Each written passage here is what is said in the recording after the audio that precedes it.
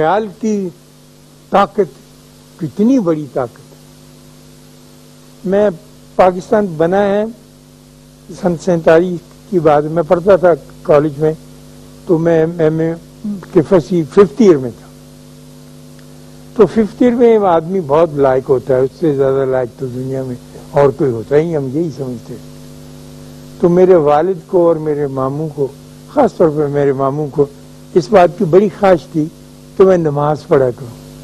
چنانچہ وہ دونوں بیچارے اپنے اپنے طریق میں کوشش کرتے تھے, لیکن میں اتنا پڑھا لکھا تھا, میں کہتا آرگومنٹ کرتا تھا کہ یہ نماز نہیں کر رہے, اللہ کہاں ہے وغیرہ وغیرہ, جیسے پڑھے لکھے لوگ کیا کرتے ہیں.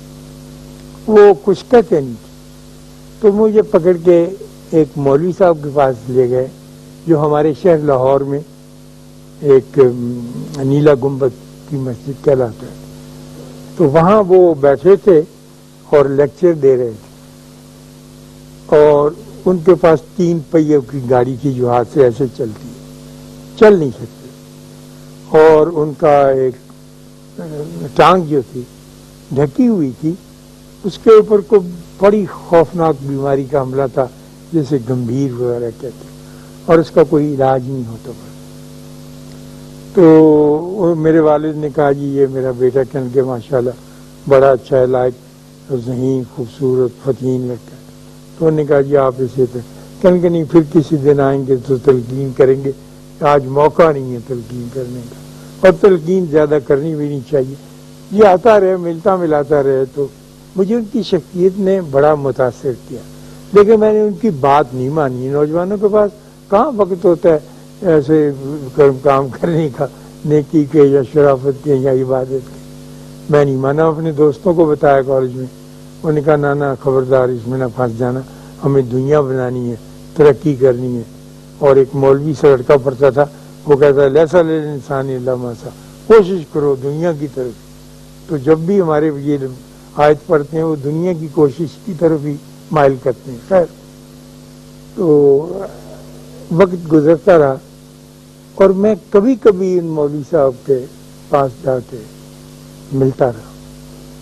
ان مولوی صاحب کا نام تھا مفتی محمد حسن.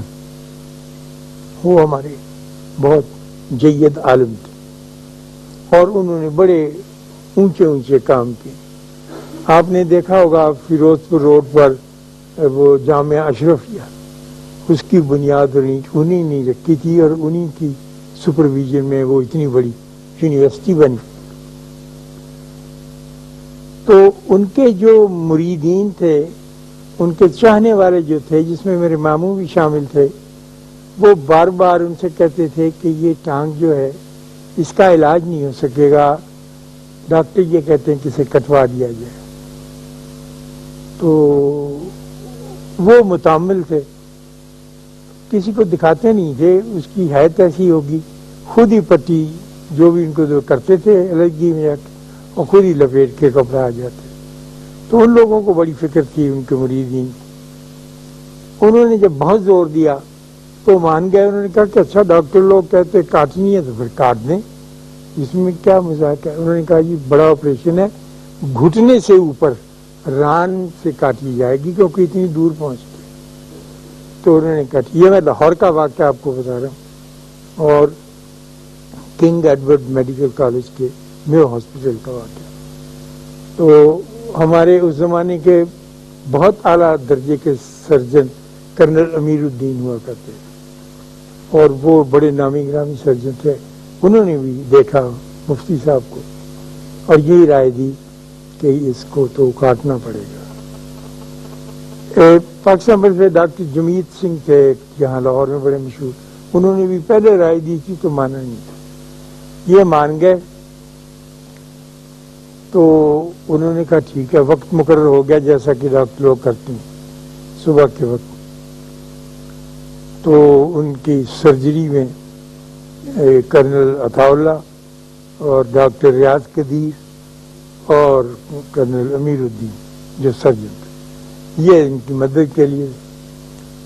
تو سب بڑی محبت سے اور اتفاق کے ساتھ ان کو لے کے آئے. تو اب انستھیسسٹ بہت لائق بے ہوش کرنے والا چاہیے جو بالکل ہمہ وقت مستعد رہے کہ اس عمر کے آدمی ہیں تو ان کو کوئی خدشہ نہ ہونے پائے. انستھیسیسٹ کو بلایا تو انہوں نے کہا ڈاکٹر صاحب مفتی صاحب آپ کو تھوڑی سی تکلیف ہو گیا ایک سرنج سے ٹیکا دیں. کہنے کہ یہ کیوں دیتے ہو؟ انہوں نے کہا جی یہ اتنا بڑا کام کرنا ہے تو اس سے بے ہوش کرنا مقصود ہے. یہ آپ کے لاہور کا واقعہ ہے جو میں آپ کو سنا رہا ہوں. تو انہوں نے کہا کہ کیوں بے ہوش کیوں کرتے آپ مجھے؟ انہوں نے کہا جی ٹانگ کاٹنی ہے اتنی بڑی چاقو چھری سے آری سے بھی کاٹنی پڑے گی تو آپ کو تو یہ کہنے کہ ڈاکٹر صاحب آپ ایسے کریں آپ مجھ کو ایسے ہی چھوڑ دیں انہیں شیشہ وغیرہ نہ دیں مجھے یہ پسند نہیں ہے. یہ دخل انداز ہوگا میرے ذہن پر اور میں اپنا ذہن سوائے اللہ کے اور کسی کے حوالے کرنا نہیں چاہتا. تو آپ اپنا کام کریں میں اپنا کام کرتا ہوں. انہوں نے کہا سر آپ اپنا کام کیا کریں گے؟ کہنے کہ میں اپنا کام جو بھی میرا کام. تو وہ منہ پہ کپڑا لے کے لیٹ گئے.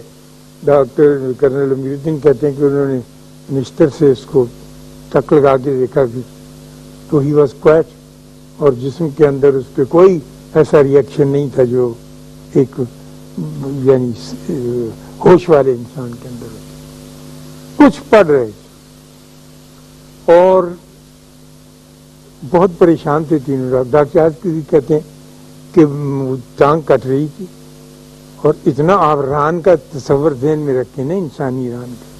اور ڈاکٹر آج کے دن جلدی جلدی ٹانکے لگا رہے تھے اور کرنل عطا اللہ جو تھے وہ ڈاکٹر وہ نفس پکڑ کے بیٹھے ہوئے تھے کہ اور کچھ چارہ نہیں تھا کہ کیا کیسے پتا چلے کہ ان کا بی پی کہاں چلا گیا تھا. چنانچہ جب وہ کام ختم ہو گیا اور انہوں نے پٹی باندھ دی اور حیران پریشان تین ڈاکٹر ہمارے اسی ہاسپٹل کے کھڑے ہو گئے تو انہوں نے پوچھا کہ میاں ہو گیا کام؟ انہوں نے کہا جی ہو گیا. کہنے کہ آپ کا بہت بہت شکریہ میں نے آپ کو بڑی تکلیف دی. ہاں تو خیال جو ہے جو شخص اپنے خیال پر حاوی ہو جائے اور یہ بالکل واقعہ میں بار بار ریپیٹ کرتا ہوں یہاں کا خیال پر حاوی ہو جائے اور خیال اس کے تصور میں آ جائے اور یہ جانے کہ مائنڈ اوور میٹر کیسے ورک کرتا ہے تو یہ ساری مشکلات جو ہم روز پیش آتی رہتی ہیں اور ہم ہاتھی جتنا ڈیل ڈول لے کر اپنے کیلے سے ڈرتے رہتے جو 1 فٹ کا بھی نہیں ہوتا تو ساری مشکلات کو لپیٹ کے ایک طرف رکھ دیتا ہے. اسی لیے ہمارے یہاں علم کا اور غور کرنے کا غفلت تفکر کا فکر کرنے کا بڑا حکم آیا ہے کہ غور کریں. اب تفکر کرنے کے طریقے ہیں نماز روزہ اذکار یہ تو عبادات میں آ جاتی ہیں. تفکر کرنے کے لیے آپ کو الگ سے جیسے اللہ کہتا ہے کہ جب نماز ادا کر چکو پھر میرا ذکر کرو تو ذکر میں داخل ہونے کا نا اب دیکھیے نا ذکر سے وہ کہاں مفتی محمد حسن صاحب پہنچ گئے اور کیسے انہوں نے تقویت حاصل کر کہ میڈیکل ہسٹری میں یہ بات درج ہو کے رہ گئی اس طرح سے. تو اگر آپ اور میں اور ہم سب اس باریکی کو سمجھنے لگیں کہ مائنڈ کے اوپر میٹر کا اتنا اثر نہیں ہوتا جتنا مائنڈ کا اپنا ہوتا ہے تو پھر آپ ان مشکلات سے خود بخود نکلیں. آپ کو کسی بابے کی کسی پیر کی کسی گائیڈ کی ضرورت نہیں پڑے گی. اللہ آپ کو آسانیاں عطا فرمائے اور آسانیاں تقسیم کرنے کا